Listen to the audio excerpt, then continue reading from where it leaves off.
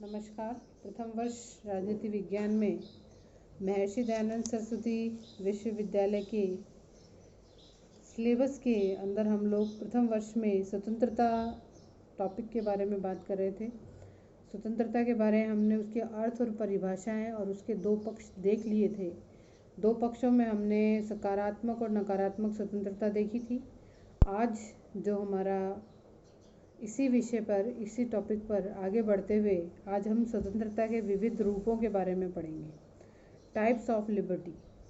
तो types of liberty पढ़ने के लिए सबसे पहले जो हम बात करेंगे वो है प्राथमिक स्वतंत्रता। प्राथमिक यानी प्राइमरी लिबर्टी क्या कहलाती है? प्राथमिक स्वतंत्रता का अर्थ है कि जो हमें प्रकृति की देन है। इसको हम नेचुरल लिबर्टी भी कह सकते हैं, प्राकृतिक भी कह सकते हैं। तो ये जो स्वतंत्रता है, जैसा कि रूसो की एक कोटेशन है कि मनुष्य स्वतंत्र पैदा हुआ है परंतु वह सर्वत्र बंधनों से बंधा हुआ है। प्राकृतिक स्वतंत्रता का आशय मनुष्यों की अपनी इच्छानुसार कार्य करने की स्वतंत्रता से है। मनुष्यों की अपनी इच्छानुसार कार्य करने की स्वतंत्रता से है।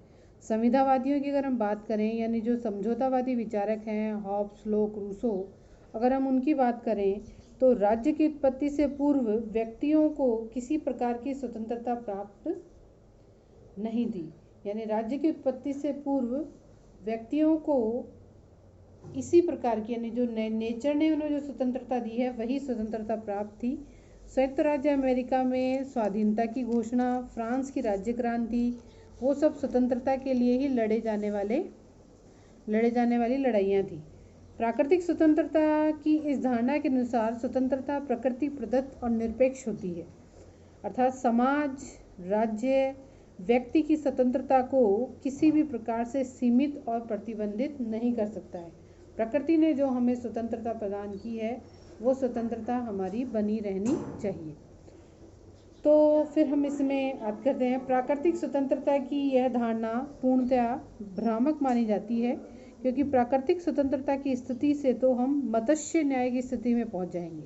मत्स्य न्याय का अभिप्राय होता है कि जिस प्रकार एक बड़ी मछली छोटी मछली को खा जाती है, उसी प्रकार से जो समाज है उसमें जो लोग बलवान लोग होंगे वो निर्बल व्यक्तियों को समाप्त कर देंगे और उनका जीवन ही खत्म हो जाएगा। तो ऐसे में अगर मत्स्य न्याय स्थापित हो जाता है तो जो स्वतंत्रता की अवधारणा है वो हम बाय नेचर पे डिपेंड हो जाएंगे कि प्रकृति ने जिसे बलवान बनाया है वही जीवित रहेगा।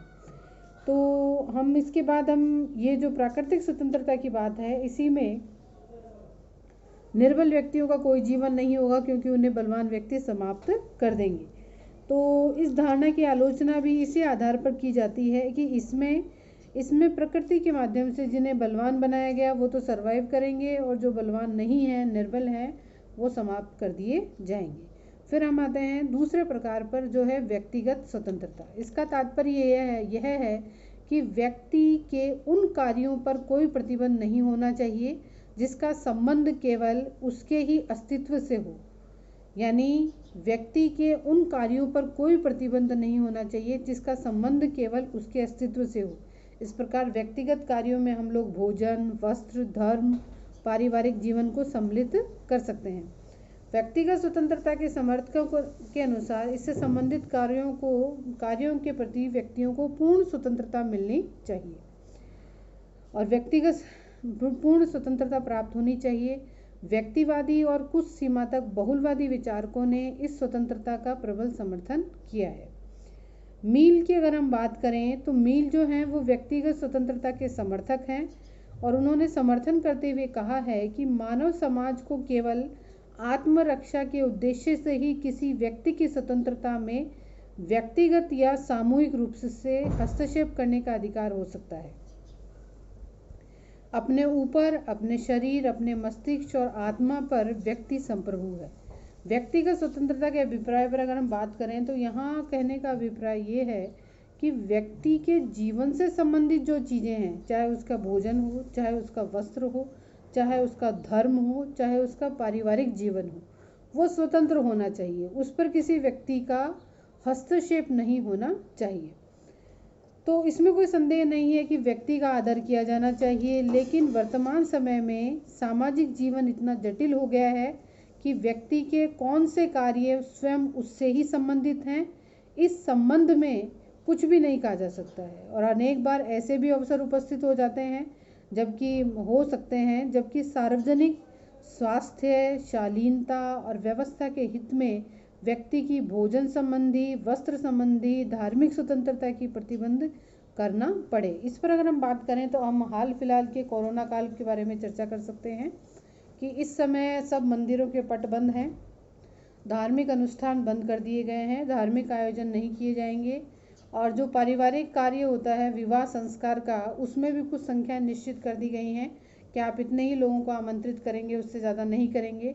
तो एक तरीके से देखा जाए तो ये एक व्यक्तिगत स्वतंत्रता पर आघात है, पर सार्वजनिक कल्याण के लिए अगर इस प्रकार का स्टेप उठाया जाता है तो उसमें कोई परेशानी नहीं है, और कोई किसी भी तरह से हम इसको स्वतंत्रता के लिए गलत नहीं मान सकते हैं कि ये सब जो है वो हमारी व्यक्तिगत स्वतंत्रता के खिलाफ है। कुछ काम हमें अपनी व्यक्तिगत स्वतंत्रता को दूर रखते हुए सार्वजनिक स्वास्थ्य के लिए भी करने पड़ते हैं, सार्वजनिक जीवन के लिए करने पड़ते हैं।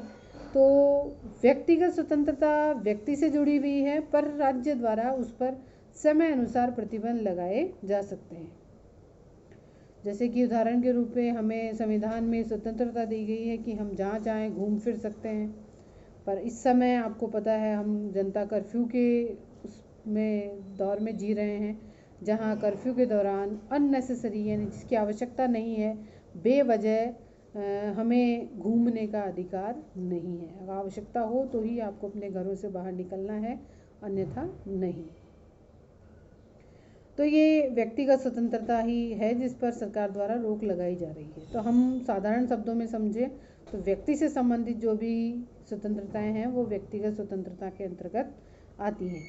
फिर हम आते हैं तीसरे पॉइंट पर, जिसका है कि नागरिक स्वतंत्रताएं। नागरिक स्वतंत्रता का अभिप्राय व्यक्ति की उन स्वतंत्रताओं से है जो व्यक्ति, समाज और राज्य का सदस्य होने के नाते उसे प्राप्त होता है। नागरिक स्वतंत्रताओं का उद्देश्य प्रत्येक व्यक्ति को समान अवसर और अधिकार प्रदान करना होता है। अतः स्वभाव से यह स्वतंत्रता असीमित और निरंकुश नहीं हो सकती है। नागरिक स्वतंत्रताएं भी दो प्रकार की हैं, एक तो शासन के विरुद्ध व्यक्ति की स्वतंत्रता और दूसरा व्यक्ति को व्यक्ति और व्यक्ति के समुदायों से स्वतंत्रता। शासन के विरुद्ध स्वतंत्रता लिखित और अलिखित संविधान द्वारा प्राप्त होती है, जिसे हम मौलिक अधिकार के माध्यम से जान सकते हैं, या मौलिक अधिकार के माध्यम से या अन्य किसी प्रकार से स्वीकृत की जा सकती हैं। नागरिक स्वतंत्रताएं जो हैं उनका दूसरा रूप जो है मनुष्य के वे अधिकार हैं जिन्हें वह राज्य के अन्य समुदायों और मनुष्यों के विरुद्ध प्राप्त करता है। साधारणतः नागरिक स्वतंत्रता का स्तर सभी राज्यों में एक सा नहीं होता है। नागरिक स्वतंत्रता का स्तर सभी राज्यों में एक सा नहीं होता है।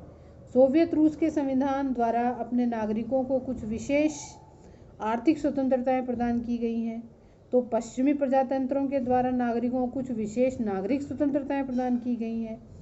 वस्तुतः जिस राज्य में नागरिक स्वतंत्रता का स्तर जितना ऊंचा होता है उसे उतना ही अधिक लोकतांत्रिक कल्याणकारी राज्य कहा जा सकता है।